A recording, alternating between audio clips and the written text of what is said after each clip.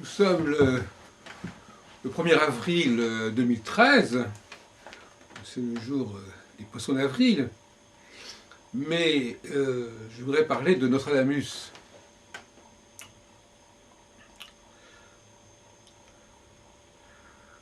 J'ai beaucoup publié sur Nostradamus, mais je n'ai pas récemment fait de vidéo sur ce sujet, donc c'est l'occasion pour moi, en une petite demi-heure, de faire le point sur mes recherches dans ce domaine, qui ne sont pas, disons, arrêtés, et qui ont poursuivi leur cours au cours de ces derniers mois, et qui ont été mis en ligne sur différents supports, notamment le support de notre ami Mario Gregorio, autour de Nostradamus et de ce qu'il appelle les Heilbronn Researchers, les recherches d'Heilbronn. Alors, une des découvertes les plus frappantes de cette année qui s'est écoulée, si on peut dire, d'un 1er avril à l'autre, c'est la question de la préface à César, et notamment des comparaisons entre la préface à César et le traité de Trithème, de l'abbé Trithème, sur les causes secondes, qui est paru, c'est un point important, en 1508, c'est-à-dire d'ailleurs l'année d'après la parution des œuvres complètes d'Abraham Ibn Ezra, dont il est inspiré notamment en ce qui concerne la théorie des âges au sens où chaque planète se voit attribuer une durée de 354 ans. Entre parenthèses, cette partie des Opéra Omnia d'Abraham Ibn Ezra n'est apparemment pas de lui, ce sont des additions, des annexes qui ont été rajoutées et qu'il faut attribuer à d'autres auteurs. Alors dans l'épître à ce traité des causes secondes, qui utilise effectivement ce système des âges planétaires qu'on retrouve effectivement dans la préface à César, en tout cas esquissé, évoqué, appliqué, mais jamais exposé de manière systématique. Nous avons rapproché ce passage d'un passage justement figurant dans la préface à César, où l'auteur parle de, enfin tout le monde connaît, tous les gens qui connaissent cette préface à César le savent très bien, évoque à un moment donné une période de 177 ans. Et j'ai montré que c'était une erreur de lecture et qu'il fallait lire 17 ans et non pas 77 ans, puisque de 1508 à 1525, il y a 17 ans, et que pour Trithème, 1525 correspond justement à un changement de phase, un changement d'âge. Donc c'était une façon de dire qu'il restait 17 ans au moment où il écrit pour qu'une nouvelle planète vienne dominer la Terre en quelque sorte.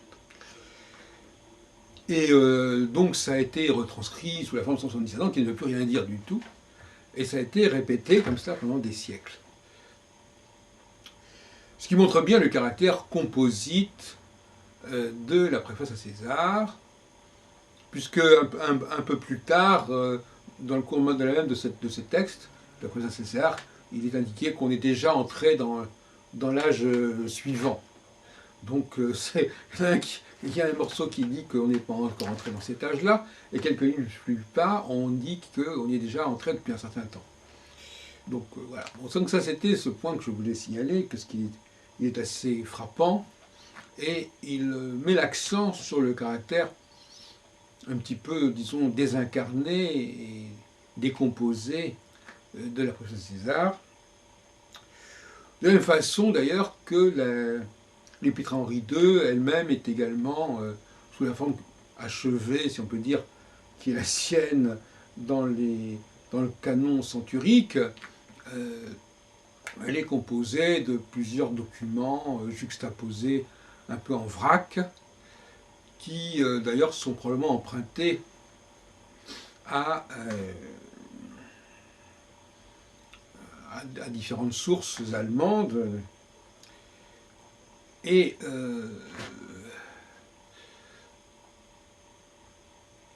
j'ai voulu montrer notamment, quand on étudie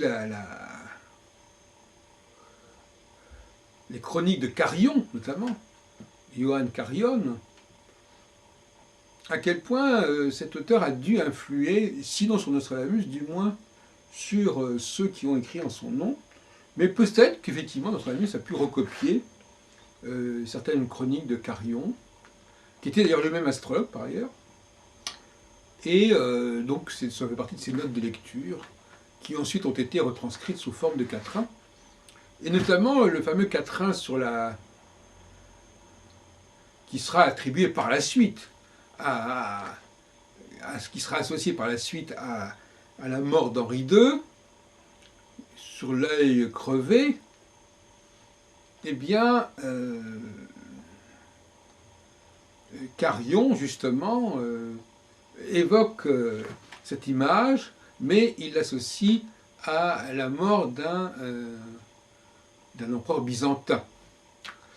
Mais la forme, dans la version française de Carion, est très proche de celle du quatrain. Voilà donc un certain nombre d'avancées qui ont été faites, que j'ai faites à ce sujet, et qui viennent confirmer, je pense, l'idée selon laquelle les centuries, les épîtres centuriques,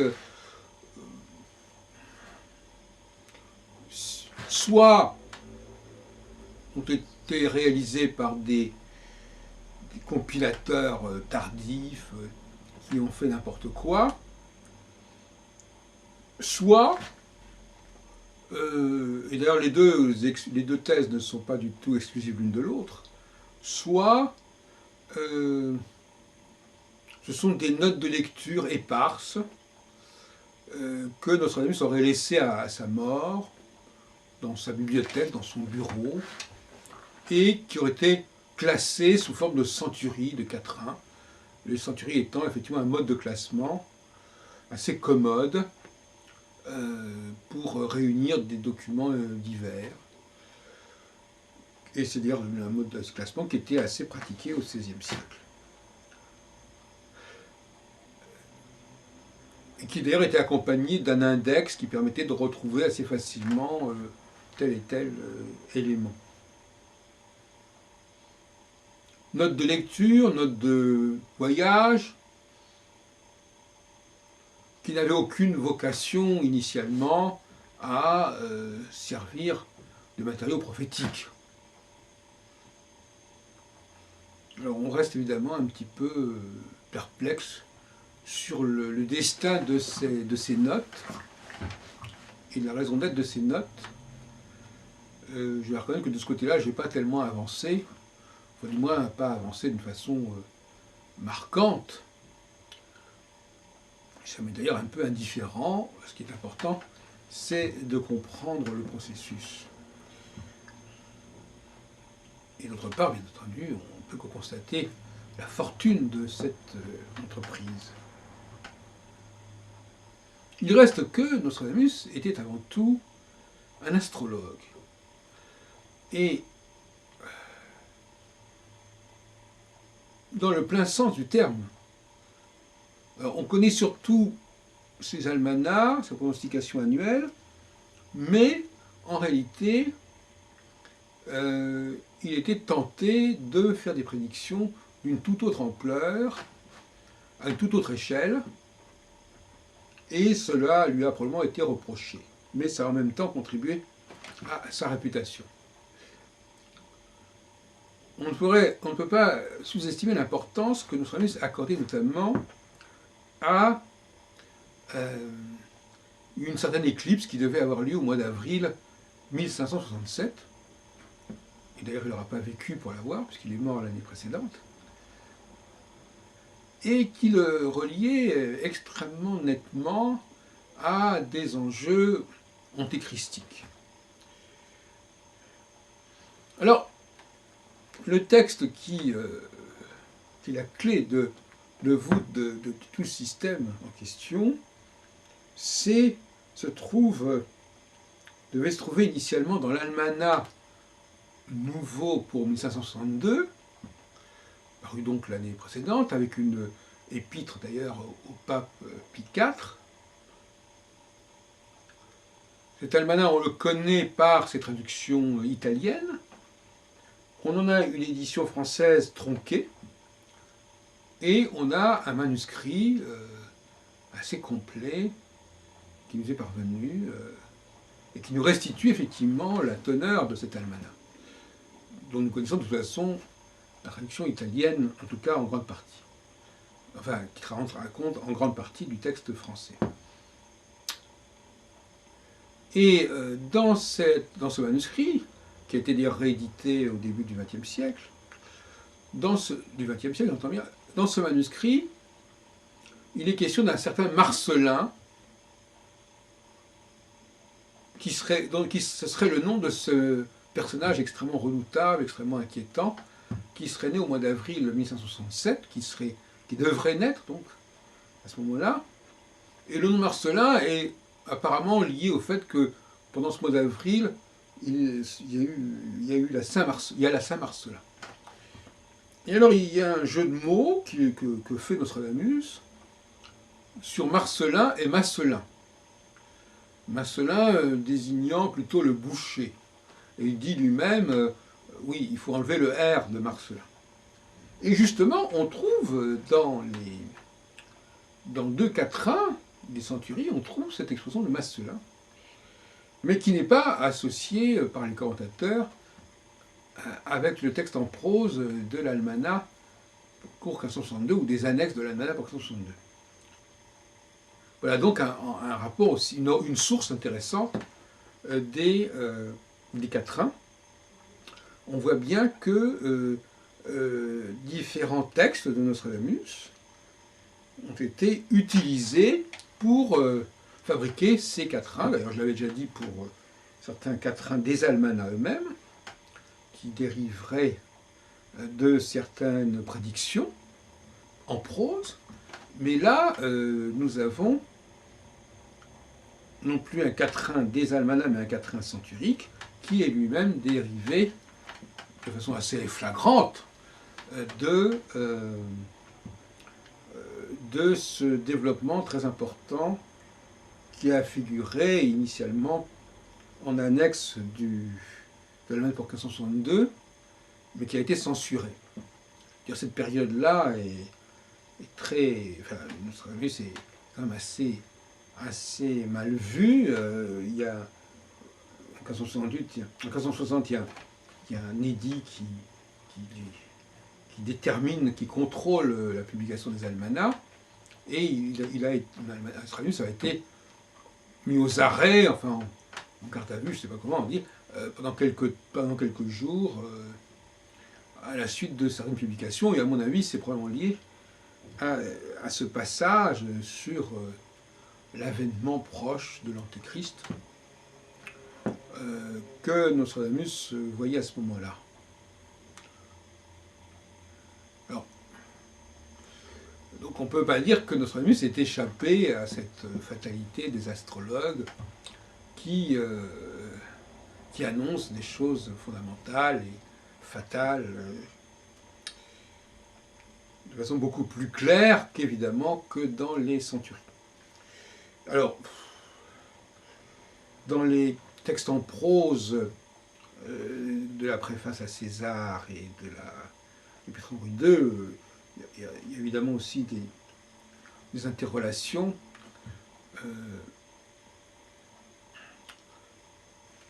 Probablement, on peut penser que l'Épître Henri II est quand même très tardive, qu'elle n'est pas entrée dans le canon centurique avant la fin du XVIe siècle, et que le deuxième volet est une pièce rajoutée. Alors que c'est-à-dire qu'on a d'abord publié le premier volet, et puis on a rajouté le deuxième volet par la suite, et il ne faudrait pas croire qu'ils sont parus en même temps, même si souvent c'est ainsi que les biographes les situent. D'ailleurs, toute cette production des années 1590 n'est pas datée, de toute façon.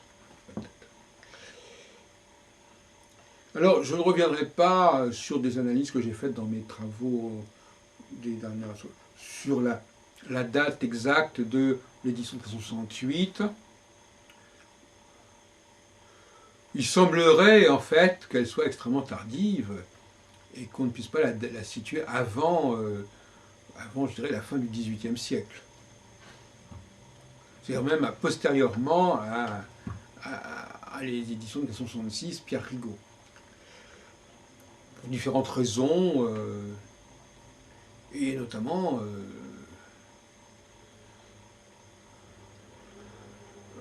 parce qu'elle n'est pas signalée, et notamment elle n'est pas signalée par les éditions Rigaud dès la fin du XVIe siècle.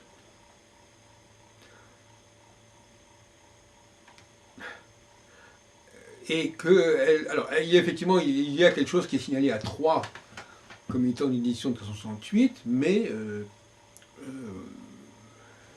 on ne sait pas exactement à quoi ça renvoie. Après, quand même pas parce qu'on cite vaguement un texte pour croire que voilà, ça atteste que ce texte était celui que l'on croyait, etc. Mais tout ça, c'est un peu compliqué. Je n'ai pas en mémoire toutes les analyses que j'ai faites sur ce sujet, donc je ne vais pas rentrer trop dans ce genre de détails.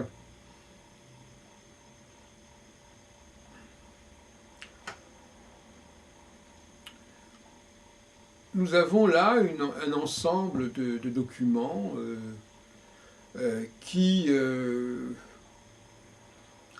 ne cesserai de le rappeler, n'est-ce pas, sont antidatés.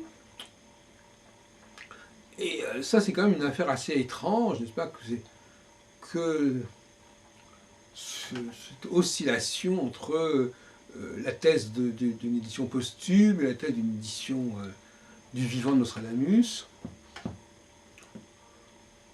Il semble véritablement que les publications du vivant de Nostradamus, comme cette fameuse édition Massé Bonhomme, soient des contrefaçons flagrantes. Je crois que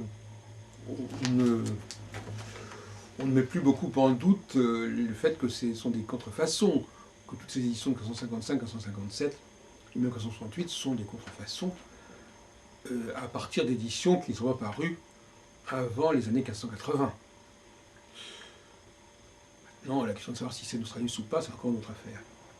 Et puis alors, il y a la fameuse question des enfants de Nostradamus, qui fait couler beaucoup d'encre. Le fameux Michel de Nostradamus le Jeune, dont on dit un peu vite que c'est un imposteur. Je ne vois pas pourquoi c'est un imposteur. D'abord, premièrement, il ne publie quasiment rien sous son nom. Il ne fait que se présenter comme éditeur. Donc il publie des ouvrages, Alors évidemment, on pourrait dire que c'est un imposteur parce qu'il publie, par exemple, tel ouvrage d'un certain Pamphilio Riccius, qui a déjà été traduit en français de l'italien, et qu'il réédite en France sans l'indiquer. Mais par rapport à Nostradamus lui-même, il n'est pas spécialement un imposteur. Maintenant, il y a des biographies de Nostradamus qui le mentionnent comme étant le premier fils de Nostradamus, d'autres qui ne le mentionnent pas. Le testament de Nostradamus que nous connaissons ne le mentionne pas non plus. Tout ça est assez confus. Moi, je fais partie de ceux qui pensent que il a été le premier fils de Nostradamus, en tout cas du lit, enfin, de l'union qu'il a eue que Nostradamus a eu avec Anne Ponce-Gemelle, et que pour différentes raisons, il a été évacué, et notamment donc Chavigny, dans le brief discours sur la vie de Nostradamus, souscrit à la thèse sur laquelle ce serait César qui serait né le premier. En revanche, au début du XVIIIe siècle, les biographes, notamment Palamède du Condulet, dont d'ailleurs Robert Benazra a donné une édition à partir d'un manuscrit de la bibliothèque Méjeanne d'Aix-en-Provence, mentionne Michel Nostradamus, le jeune, comme étant le premier fils de Nostradamus. Ce qui place effectivement César Nostradamus dans une position un petit peu discutable, n'est-ce pas, qu'est-ce qu'il a tramé, qu'est-ce qu'est l'essence justement de cette préface à César, qui elle-même est extrêmement ambiguë, puisque on a l'impression que c'est un texte qui est censé avoir une valeur testamentaire, qui est censé être publié, en tout cas publié à la mort de Nostradamus, il le dit assez clairement, après l'extinction de ton père, etc. Et puis on le voit finalement, ce texte, prétendument paru en 1555, l'année même de la rédaction de ce document. Ça paraît extrêmement discutable. Et par conséquent,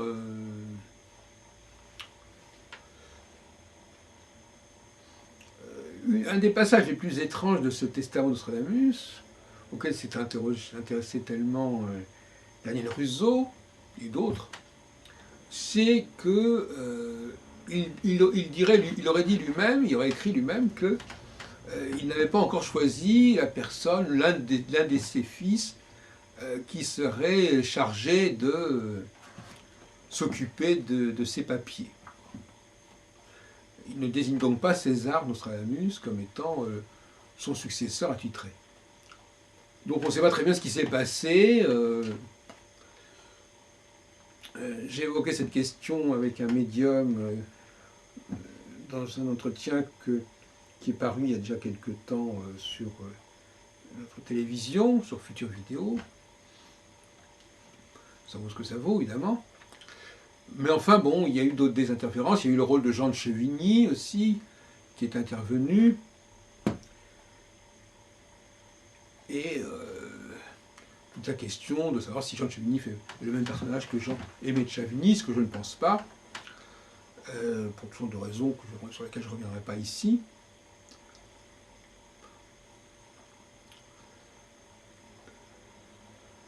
Visiblement, cette préface à César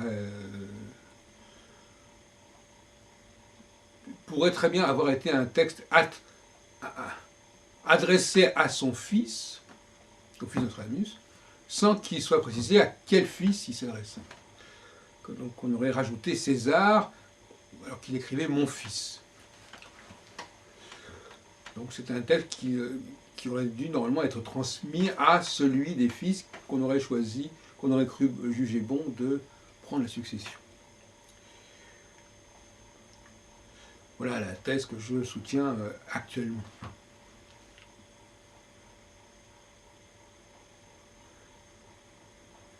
Alors, on attribue, pour revenir à la question de Trithème et de Nostradamus, il semble bien qu'en réalité, Nostradamus soit plus un lecteur de Trithème que de Richard Roussat. Puisque la fameuse affaire des 177 ans, elle ne figure pas chez Roussat, elle figure chez Trithème. Enfin, 17 ans, 77 ans. Donc finalement, la filiation serait plus, contrairement à ce que disent beaucoup de chercheurs, serait plus du côté de Trithème, Roussat empruntant à Trithème, entre parenthèses. Ça, c'est un point qui sont assez intéressant.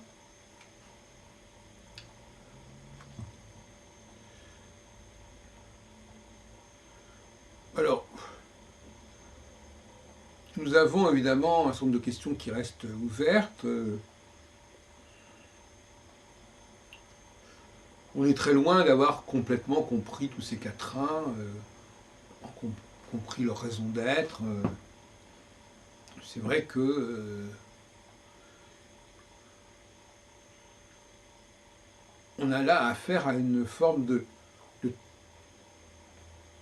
transfiguration, en quelque sorte, d'un ensemble de documents qui n'ont en eux-mêmes qu'un très piètre intérêt et qui sont transcendés par leur présentation, leur accommodement, leur intitulé, prophétie, par exemple. Et ça, c'est intéressant comme phénomène. Vous savez, je m'intéresse beaucoup à cet aspect des choses, notamment dans le domaine culinaire. Et on sait que Nostradamus s'intéressait à la préparation de certains produits, des confitures par exemple, avec ce que ça implique de rajouter des choses par-dessus. Or, c'est justement ça dont il s'agit. Les centuries sont une sorte de confiture, de préparation. Et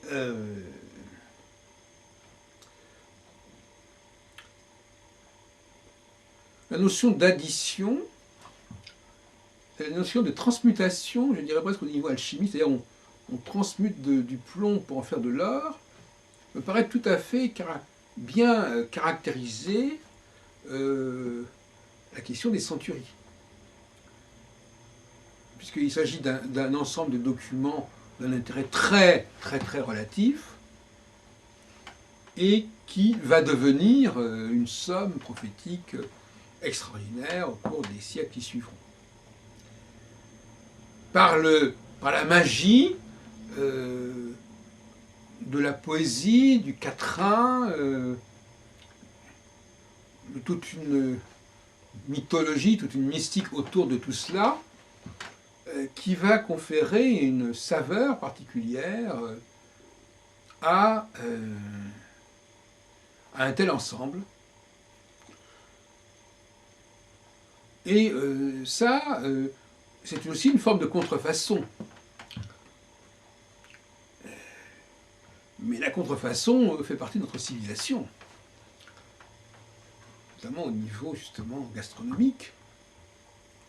On prend des plats populaires, sont constitués, les plats régionaux sont constitués à partir de produits assez vils, comme la semoule, comme les pommes de terre, comme de terre, ça sera après Nostradamus, évidemment, comme comme tout ce qui est à base de pâtes, d'haricots blancs, de choux, etc. Quelque chose de très ordinaire, qui est relevé par des sauces, par du curry, par des ingrédients, par des senteurs, par des teintures, je dirais presque, et qui donne un résultat alléchant. Voilà, donc effectivement, nous avons là une préparation étonnante. Bon, on pourrait évidemment penser aux pensées de Pascal, qui, à la fin du XVIIe siècle, constitue, enfin, toute proportion gardée, n'est-ce pas ? Il s'agit de notes de lecture, d'écriture, de pensée, d'écriture qui sont mises bout à bout, qui sont rangées, qui sont classées, mais qui évidemment ont un caractère posthume flagrant. Et là aussi, on arrive à un ensemble extrêmement fort. Enfin, ces comparaisons sont très relatives. Enfin, on pourrait comparer quand même, toute proportion gardée, effectivement, les centuries aux pensées. Et justement, le caractère posthume des centuries est tellement flagrant par son contenu lui-même que l'idée que Nostradamus aurait pu publier de son vivant ces centuries est totalement aberrante, pour toutes sortes de raisons. Non seulement pour des raisons qui sont liées au choix des vignettes, un certain nombre d'anachronismes, etc., mais aussi parce que, effectivement, le contenu lui-même est typiquement celui d'un ensemble posthume. Et je crois que c'est absolument essentiel de ne pas se ridiculiser. Parce que d'une certaine manière, il faut reconnaître que cette plaisanterie a assez duré. On ne va pas continuer indéfiniment à raconter n'importe quoi sur Nostradamus. Alors, il est peut-être temps quand même que, dans le domaine des études ésotériques, dans le domaine des études de littérature française, on montre qu'on est quand même un peu sérieux et qu'on ne prend pas des vessies pour des lanternes. Et que les astuces des libraires du XVIe siècle ont fini par faire long feu et qu'elles ne continuent pas encore à nous berner et à nous leurrer. Voilà.